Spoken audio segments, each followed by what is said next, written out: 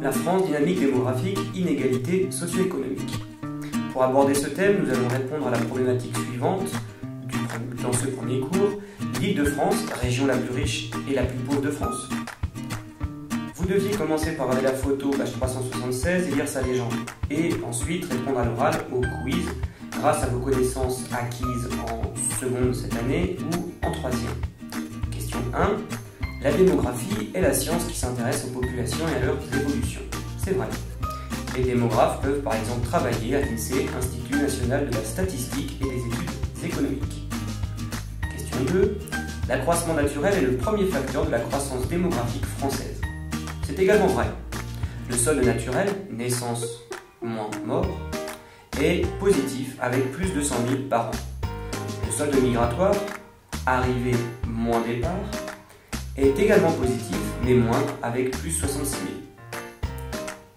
Question 3. La France, à la différence de ses voisins, ne connaît pas de vieillissement de sa population. C'est faux. La France a une relativement bonne natalité, mais elle vieillit, notamment car les personnes qui sont nées au moment du baby boom il y a 60 à 80 ans sont aujourd'hui des personnes âgées. On parle de baby boom. 4. La région PACA est la plus peuplée de France. C'est faux. Avec 5 millions d'habitants, c'est une région assez peuplée, mais loin derrière les autres. Vous savez normalement que l'Île-de-France, autour de Paris, comporte 12 millions d'habitants, par exemple. La Guyane est l'une des régions les moins densément peuplées en France. Question 5. C'est vrai, la Guyane a une densité de 2,5 habitants au kilomètre carré. C'est-à-dire que ces 300 000 habitants peuplent plutôt un territoire qui est à peu près l'équivalent d'un cinquième du territoire hexagonal. Et il y a de fortes différences entre l'intérieur qui est presque vide et le littoral qui concentre l'essentiel de la population. Je vous avais demandé ensuite de répondre aux questions de l'étude documentaire, page 378 à 381, en faisant très attention à l'application des méthodes. Question numéro 1. Quelle est la place de Paris et sa région au niveau démographique? L'agglomération de Paris, ville-centre plus banlieue, est la première avec 6 fois plus d'habitants que la deuxième, Lyon. On retrouve grosso modo le même écart en ce qui concerne la couronne périurbaine, puisque la couronne périurbaine de Paris, enfin l'aire urbaine de Paris, compte 12,4 millions d'habitants, alors que Lyon n'en compte que 2,2, c'est-à-dire environ 6 fois.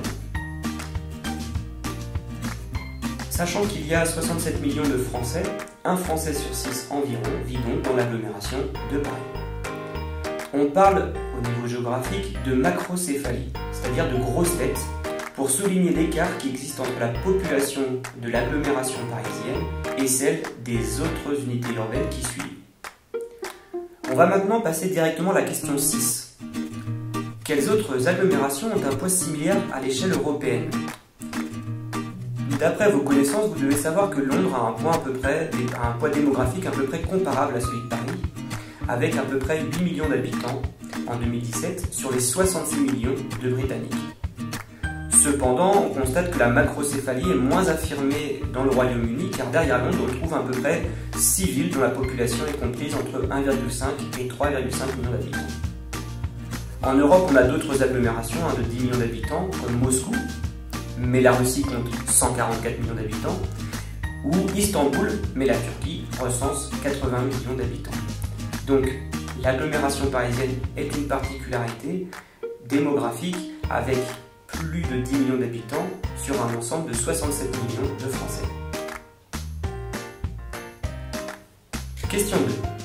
Comment évoluent les surfaces urbanisées entre 1950 et 2018? Formuler des hypothèses pour expliquer cette évolution. Ce qu'on peut constater d'après cette carte, c'est que les surfaces urbanisées s'étendent. Alors qu'en 1950, Paris, les départements des Hauts-de-Seine, de Seine-Saint-Denis et du Val-de-Marne étaient déjà presque entièrement urbanisés, l'urbanisation s'étend aujourd'hui en plus sur les départements du Val d'Oise, des Yvelines ou de l'Essonne par exemple. Alors comment expliquer ça? Par la croissance démographique tout au long de cette période qui couvre des années 1950 jusqu'aux années 2018. Or, la réponse urbanistique qui a été apportée à cette population croissante n'a pas du tout été celle d'une construction plus dense, là où était déjà présente l'urbanisation, mais la solution choisie a été la périurbanisation, c'est-à-dire l'étalement urbain depuis l'agglomération parisienne, ou alors le mitage, c'est-à-dire l'implantation d'édifices dispersés dans un paysage rural. Les habitants de l'agglomération cherchent de plus en plus à s'installer à la campagne et certains démographes parlent même d'exode urbain. Passons directement à la question simple.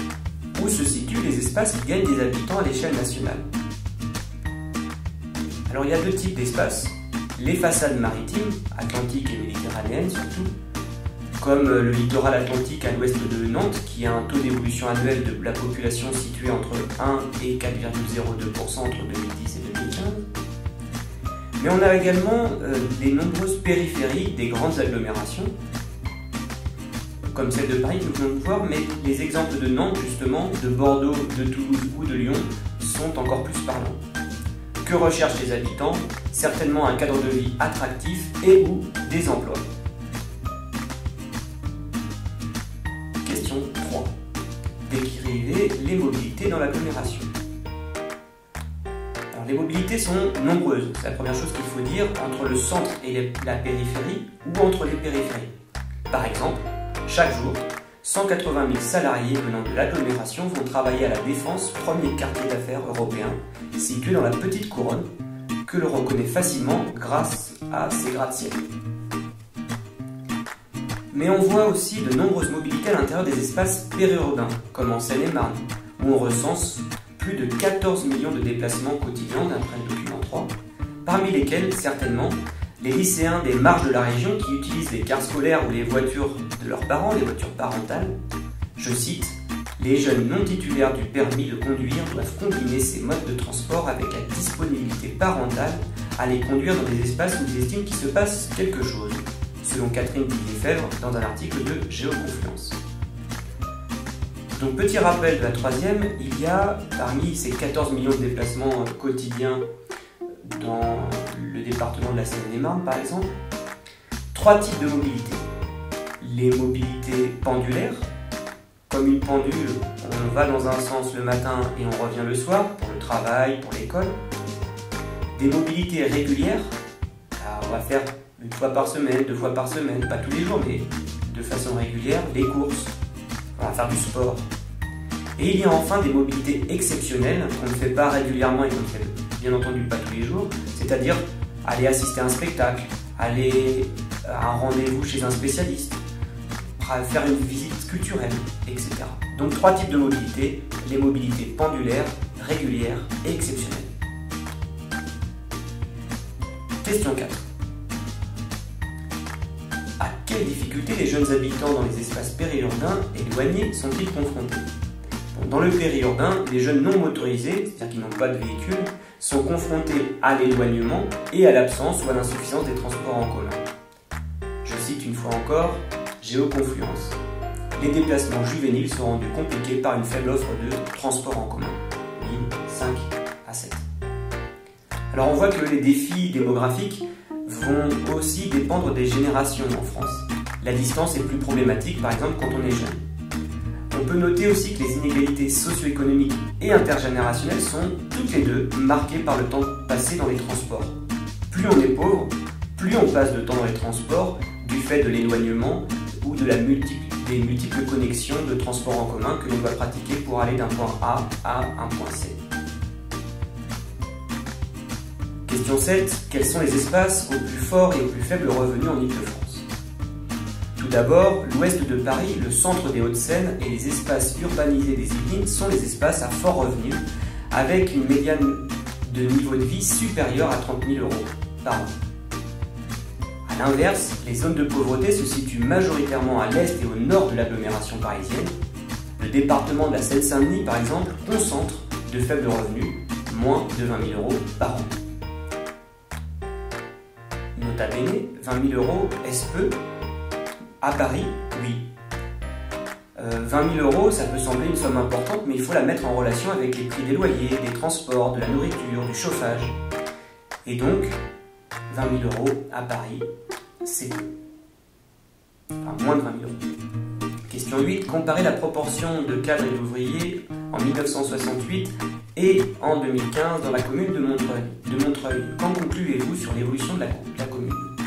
Alors la forte hausse du nombre de cadres, ils étaient 1692 en 1968, 11 268 en 2015, soit plus de 6 fois plus en 47 ans. Et la forte baisse du nombre d'ouvriers, divisé par 2 durant la même période, traduit un phénomène de gentrification, c'est-à-dire que la commune s'est embourgeoisée. Question 9. Qui fréquentait traditionnellement les bains-douches gratuits parisiens? Qui les fréquente aujourd'hui? Alors autrefois, les bains-douches étaient fréquentés par, j'ouvre des guillemets, des ouvriers, des familles nombreuses, de petits retraités. Fermez les guillemets. Aujourd'hui, on voit des personnes, j'ouvre les guillemets, beaucoup plus précaires, notamment des sans-abri. Question 10. Montrez en quoi le changement d'échelle est important pour saisir les inégalités en Île-de-France. Alors à l'échelle de la France, premier point, l'Île-de-France est une région riche. Et c'est même une région très riche à l'échelle mondiale. Mais, deuxième point, à l'échelle locale, à l'échelle de l'aire urbaine, on constate que la richesse se concentre dans la ville-centre, où les revenus sont supérieurs à plus de 20 000 € par an dans la presque totalité des arrondissements, et dans certaines banlieues, comme celle des Hauts-de-Seine, où se trouve le quatrième quartier d'affaires du monde, la Défense, ou dans les banlieues, autrefois ouvrières, mais qui se sont gentrifiées comme Montreuil. Dernier point, à l'échelle locale, à l'échelle de l'aire urbaine toujours, il existe aussi des poches de pauvreté qu'on ne peut pas voir à d'autres échelles, comme en Seine-Saint-Denis, ou dans certaines parties rurales de la Seine-et-Marne, ainsi que dans la ville-centre même de Paris, comme le montre l'exemple des bains-douches gratuits.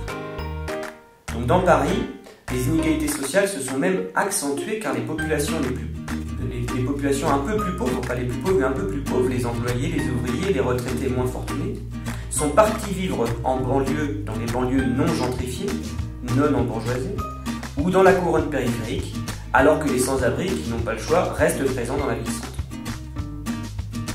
Dernier point, vous deviez réaliser un schéma à partir de la carte. Alors ça correspond à un des exercices de l'E3C. Vous devez faire une production graphique. Ça peut être faire une production graphique, une carte à partir d'un texte ou un schéma à partir d'un texte. Là, c'était à partir d'une carte parce que vous êtes en train d'apprendre. Alors, la méthode, c'est faire des recherches. Ici, il n'y a pas besoin de faire des recherches dans un texte, il suffisait d'alléger la légende présentée. Ensuite, il fallait donner un titre au schéma. Ce schéma est mal intitulé, celui que vous êtes en train de voir. Il aurait mieux valu intituler ce schéma « Les dynamiques socio-spatiales en Île-de-France ». Vous pouviez ensuite réaliser une représentation simplifiée de l'espace avec des formes géométriques, alors des cercles, des flèches, des carrés, des quadrilatères. Le quatrième point, c'était réaliser la légende. Alors ici, il y a deux erreurs. Dans la légende, le bleu de l'unité urbaine pourrait être remplacé par du rouge. Les poches de pauvreté en vert, c'est un peu dérangeant, il aurait mieux valu les mettre en jaune.